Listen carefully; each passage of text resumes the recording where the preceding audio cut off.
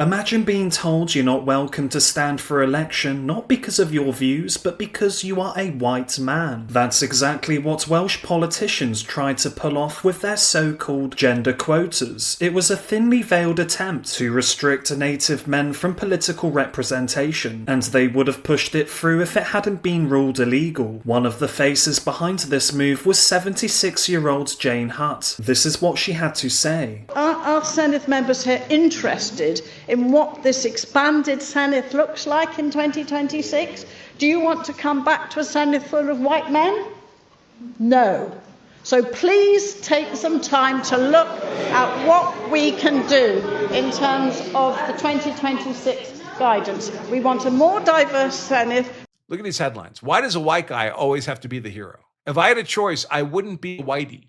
Presumably written by a whitey. Proudly Jewish, proudly gay, reluctantly white. Better to be gay than to be white.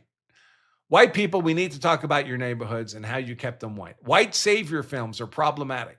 The white male is the biggest risk in spreading the virus. It's all anti-white, anti-white, anti-white. And of course, this propaganda goes into people's heads and forms their worldview of reality. People don't have a worldview of reality from first principles, from critical thinking. Not most people.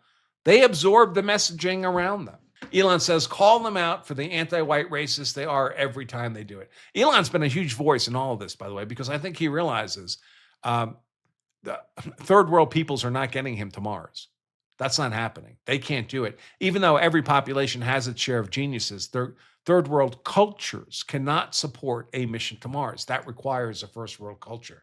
And so if the first world, largely white, populations are obliterated, drowned under a tsunami of third world people of color, Elon's vision goes away.